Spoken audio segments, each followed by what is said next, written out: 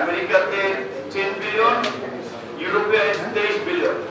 So আমাদের ultimately policy কিন্তু শেষ পর্যন্ত ডিপেন্ড করে তাদের মনোভাবের উপর, তারা কি চাচ্ছে। যেমন এখন অনেকেই যখন যুক্তরাষ্ট্র নতুন করে 35% ট্যারিফ ইস্যু করেছে, তখন যেমন আমাদের সরকার দেখেন মানে ওই আঞ্চলিক প্রবাদের মতো যে আপনার মেঘনা চাইতে বৃষ্টি মানে ট্যারিফ আরোপ করেছে, তারা ইউএস তো ওইভাবে বলা শুরু করে। আগে ঘোষণা দিয়েছে 25টা বোয়িং বিমান কিনবে। এখানে সামরিক কর্মকর্তারা আছে, 25টা সামরিক বোয়িং বিমান বোয়িং কেনার সামর্থ্যের মধ্যে বাংলাদেশের আছে, কিন্তু ঘোষণা দিয়েছে যে 25টা কিনবে। কেন? হয়তো তাদেরকে একটু খুশি করার জন্য যে ভাই আমরা আপনাদের কাছ থেকে কেনা শুরু করতেছি। তারপরে দেখেন মুহূর্তের মধ্যে প্রায় 2.5 লক্ষ টন গম তারা কিনবে এই ঘোষণা দিয়েছে। এবং আরএমজি ব্যবসায়ীদেরকে সফরে নেয়, কারণ হচ্ছে আপনার আমরা তো ইউএস থেকে কিছু তুলা বা খুব কম আমদানি করি, আমরা ম্যাক্সিমাম খাদ্যপণ্য আমদানি করি। এই কারণে এইবার সম্ভবত এই ফুড ইম্পোর্টারদের কয়েকজন ব্যবসায়ীকে এই টিমে দিয়েছে। যদিও গার্মেন্টস ব্যবসায়ী বলছিল আমাদেরকে এখানে ইনক্লুড করা দরকার ছিল, কিন্তু সরকার হিসাব করে দেখেছে ওনারা খুব বেশি ওখান থেকে কিনতে পারবে না, কিনলে সেটা পুষাতে পারবে না। তো তাহলে আলটিমেটলি কি হচ্ছে, আমার অর্থনীতির উপরে পরাশক্তি নির্ভর হতে হচ্ছে। তাহলে এখন আমাদের যে আমরা চায়না থেকে যে সমস্ত পণ্য খুব স্বল্প মূল্যে কিনতে পারি কিংবা আমাদের জন্য যেটা সাশ্রয়ী হয়, এমনকি ইউএসএ তেও তো আপনার চাইনিজ পণ্য অনেক চলে। সো এখন ইউএসএ বর্তমান পলিসি অনুযায়ী তো তাদের অন কাইন্ড অফ যেটা ববি ভাই বলেছে এনডিএ তে, যেটা আপনার প্রকাশ না করার শর্তে কিছু চুক্তি তারা সাইন করতে বলেছে, যেটা আমাদের কমার্স অ্যাডভাইজার বলেছে। আলটিমেটলি তো হিডেন কথাবার্তা ওইটাই যে চায়না থেকে বেরিয়ে আসতে হবে, চায়না থেকে কেনা যাবে না, চায়না থেকে হওয়া যাবে না। তাহলে আমাদের আমরা কিভাবে টিকবো? আমরা কি ইউএস থেকে আমরা যে সমস্ত পণ্য চায়না থেকে কিনি সেগুলো ওখান থেকে কিনে আমরা এখানে মার্কেটকে টিকিয়ে রাখতে পারবো কিনা? তো সেই জন্য আমি বলছি যে স্থিতিশীল রাজনীতির পাশাপাশি অর্থনীতির আমাদের বিশেষ করে রপ্তানির এই আরএমজি থেকে আরএমজির চিন্তার পাশাপাশি একটা বহুমুখী চিন্তা করা দরকার।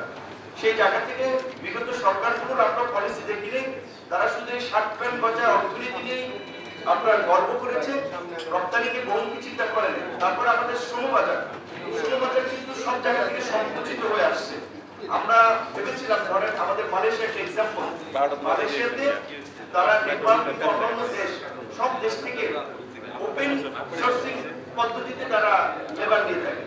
আমাদের এখানে একটা সিন্ডিকেট করে, আর এই সিন্ডিকেটের সাথে মালয়েশিয়ার হাই লেভেলের লোকজন, কারণ বাংলাদেশে তো সব জায়গায় টাকা পয়সা দিয়ে ম্যানেজ করাটা ভালো বুঝে, ওইখানেও কিছু লোক ম্যানেজ করে রেখেছে।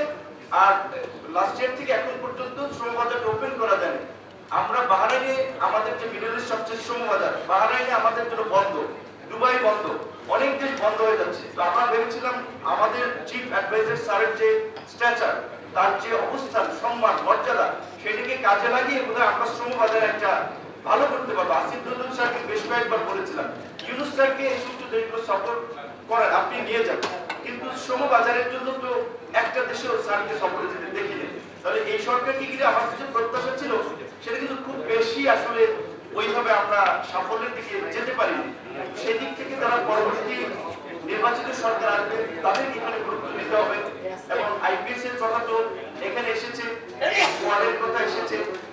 আমাদের বিশেষ করে ভারতের সাথে দীর্ঘদিনের যে আমাদের অমীমাংসিত বিষয়গুলো, আমরা ভেবেছিলাম অন্তর্বর্তীকালীন সরকার একটা নেগোসিয়েশনের মধ্যে দিয়ে কিছুটা উন্নতি করবে, কিন্তু আমরা দেখলাম পলিটিক্যাল সরকারের চেয়েও অন্তর্বর্তীকালীন সরকার সম্পর্কটা আরো খারাপ করে ফেললো, যেটা কোনোভাবেই প্রত্যাশিত ছিল না। যার ফলে এখন আমার মনে হচ্ছে যে বাংলাদেশের সাথে যেটা কম্বোডিয়া এবং আপনার থাইল্যান্ডের মধ্যে যে সংঘাত, আমার কেন জানি মনে হচ্ছে ছোটখাটো একটা সংঘাত হলেও বাংলাদেশ এবং ভারত সীমান্তে ঘটবে। সেটা দেখেন পলিটিক্যাল গভর্নমেন্ট আসুক কিংবা এই গভর্নমেন্টের শেষ দিকে হোক, একটা সংঘাত ঘটবে।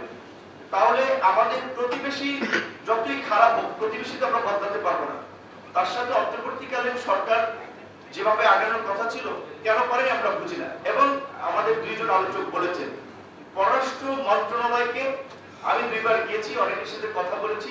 ওই সময় স্থিতি অবস্থার মধ্যে আদালতের স্ট্যাটাসকো দিয়েছে, পররাষ্ট্র মন্ত্রণালয়কে আমার সেরকম মনে হয় এই রকমের একটা ভাইব্রেন্ট সময়ে কিংবা উপদেষ্টাদের তো অনেকের অভিজ্ঞতা আছে, অন্য সাইড বাদ দিলে আমি মনে করি ফরেন পলিসি নিয়ে কাজ করার মতো অনেক লোক গভর্নমেন্ট আছে, কিন্তু খুব বেশি উত্তরণ আমরা দেখিনি।